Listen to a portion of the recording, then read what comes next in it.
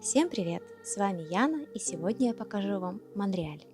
Монреаль – самый крупный город провинции Квебек и второй по величине город в Канаде. В самом городе проживает около 2 миллионов человек, а на территории Большого Монреаля, куда помимо самого города входит также 90 муниципалитетов и агломерация на одноименном острове, живет немного больше 4 миллионов. Официальный язык – французский, как и во всей провинции Квебек. Однако, в отличие от других городов провинции, в Монреале очень много английской речи. К тому же большое количество людей свободно говорят на обоих языках и легко переключаются с одного на другой, в зависимости от того, с кем они говорят, да и вообще просто так. Нам Монреаль очень понравился. Для меня здесь просто идеальный микс старой и новой архитектуры. К тому же центр довольно компактный, и все самое интересное с точки зрения архитектуры расположено в пешей доступности. За день можно пешком обойти старый город и даунтаун. Так здесь называют центр города или бизнес-центр с высотками и торговыми плазами. Есть, конечно, и минусы. Здесь много попрошаек, и к вечеру на улицах довольно грязно. Но утром город причесывают, прихорашивают, и он снова радует глаз. А вообще, Монреаль очень живой и интересный город. Здесь много чего можно посмотреть, и ехать сюда лучше хотя бы на неделю. Мы же постарались впихнуть программу минимум в 3 дня.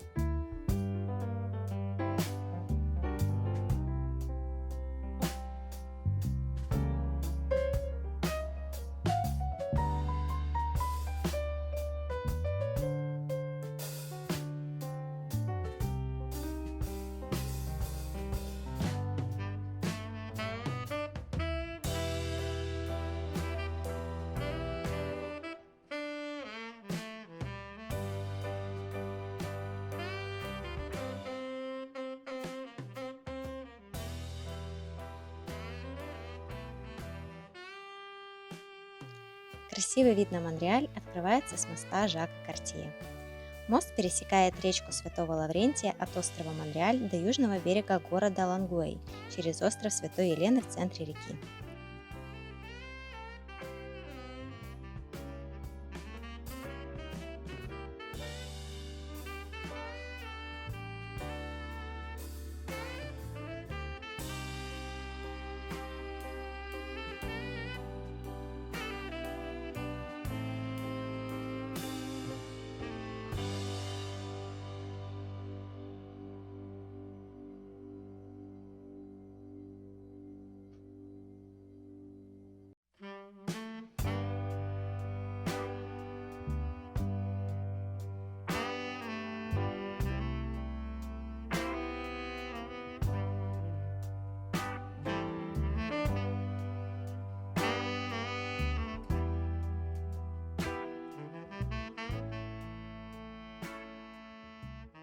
Вот такой красочный переход позволяет перейти с одной стороны моста на другую.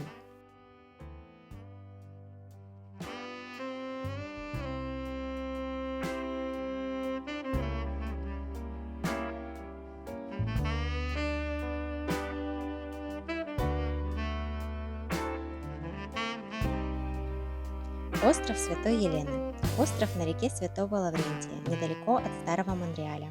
Попасть сюда можно пешком, на велосипеде, машине и даже на метро. На острове довольно много достопримечательностей. Форт острова Святой Елены, парк развлечений Ла-Ронд, биосфера и водный комплекс.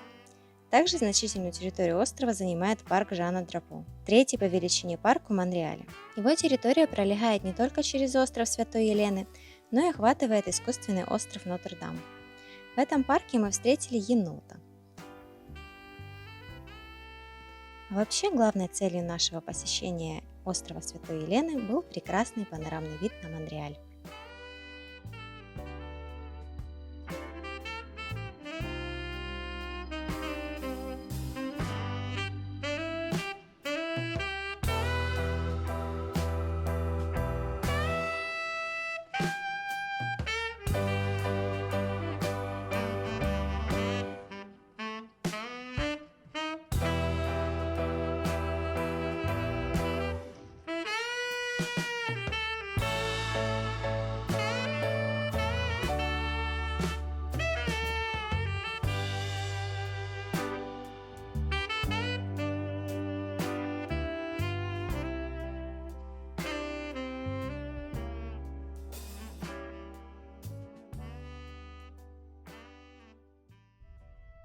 Ботанический сад.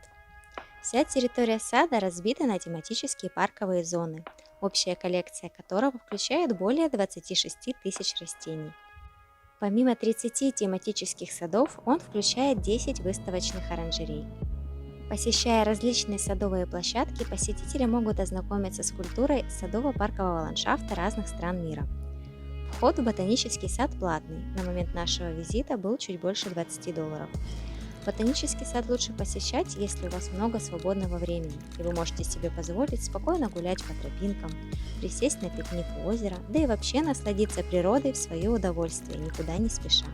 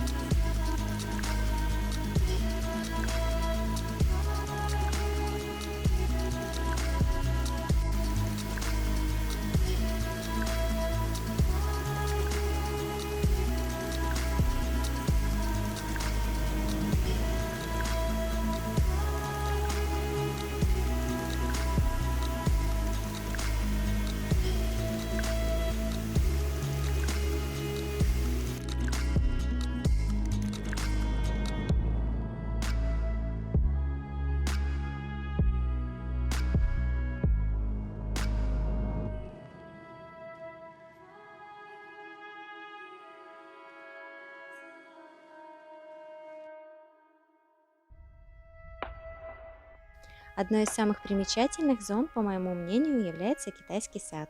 Часть его, к сожалению, была на реконструкции на момент нашего посещения, но все равно довольно красиво.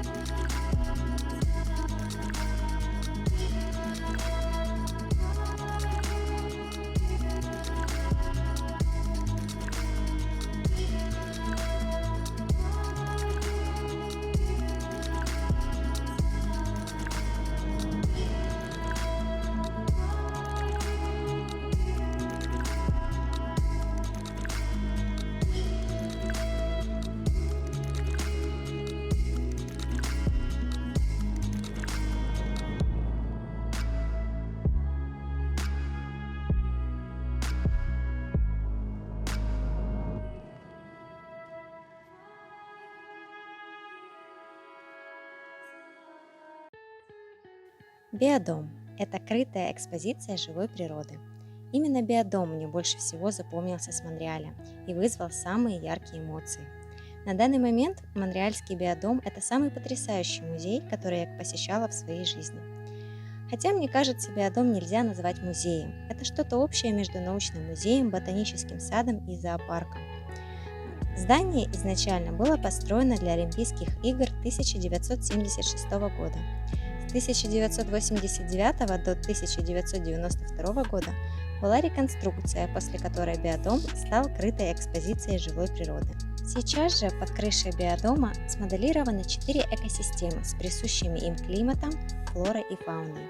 Посетители могут пройтись по тропическому лесу, который является копией тропического леса Южной Америки, прогуляться по Лаврентьевскому кленовому лесу, копией дикого леса Северной Америки, полюбоваться обитателями экосистемы Святого Лаврентия, созданной по образцу среды обитания в заливе Святого Лаврентия, и побывать в приполярном регионе, среде обитания, которое делится на Арктику и Антарктику.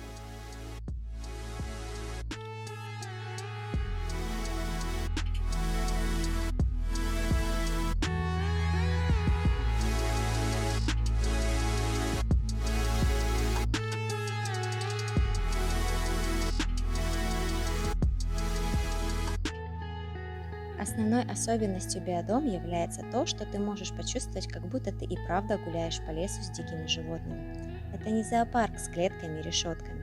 В большинстве случаев для безопасности посетителей здесь установлены невысокие стеклянные ограждения. Полностью за стеклом помещены пингвины, рысь и рептилии, но большинство животных можно наблюдать как при настоящей прогулке в лесу, смотреть на обезьян и попугаев на деревьях, рассматривать крокодила с мостика. Непередаваемые ощущения.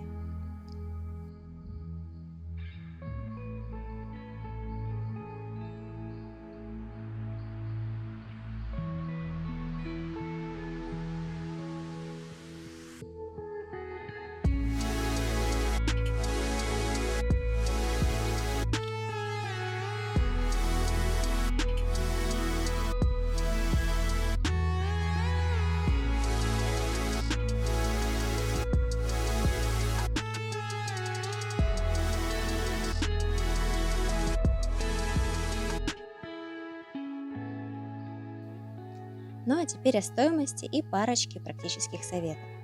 Стоимость билета в биодом на одного взрослого была чуть больше $20. На посещение лучше выделить целый день, ну или хотя бы полдня. Не всех животных удастся хорошо рассмотреть при первой прогулке по экосистеме. Некоторые из них могут отдыхать или прятаться. Лучше оставьте себе возможность вернуться еще раз после обхода остальных экосистем. Если есть возможность, посещайте биодом, да и другие достопримечательности Монреаля в будние дни. В выходные может быть сильно людно, хотя, честно говоря, в Монреале и в будни не было ни одного места с недостатком туристов, по крайней мере из тех, что мы посещали. Возьмите с собой перекус или деньги на еду. Здесь есть специально отведенные зоны для приема пищи. Ну и последний совет касается одежды. В тропическом лесу комфортно будет в майке или футболке, но обязательно возьмите кофту для экосистем залива Святого Лаврентия и приполярного региона.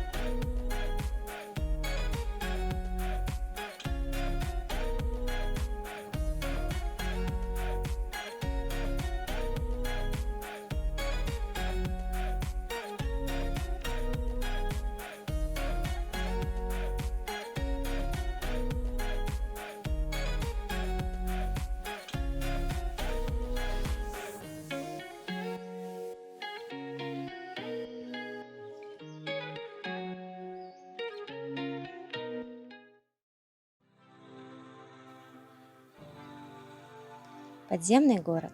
Так в Монреале называют пешеходную зону Ресса, соединяющую между собой торговые и бизнес-центры Монреаля. Она расположена под землей на площади более 12 квадратных километров в наиболее густонаселенной части Монреаля. За день через подземный центр города проходит до 500 тысяч человек. Общая протяжность туннелей составляет 32 километра. Существует около 190 точек доступа, через которые можно спуститься в подземный город. И это не считая развитую сеть метрополитена. Подземный город позволяет укрыться жителям и гостям Монреаля от летней жары или зимних морозов, а также не намокнуть во время дождя. Сеть тоннелей Ресса имеет выход к нескольким станциям метро, крупным торговым центрам города и другим высотным зданиям, которые обязательно имеют несколько подземных этажей. Есть и совершенно особенный пример. Весьма популярный торговый комплекс Promenades Cathedrals расположен непосредственно под кафедральным собором Монреаля.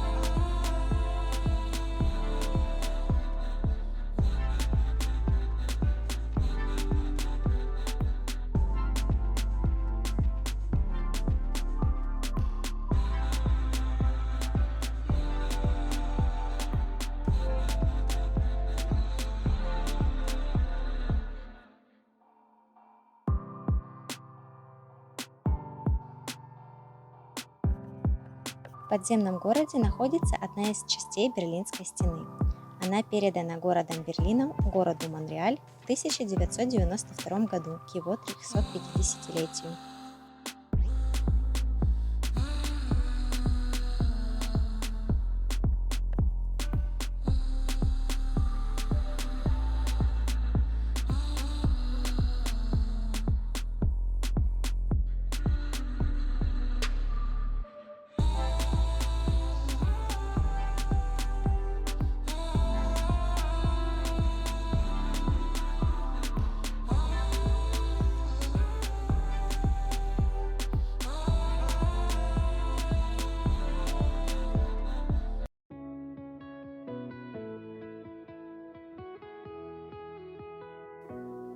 Еще один отличный способ полюбоваться Монреалем – прокатиться на колесе обозрения. Отсюда открывается головокружительный вид на город.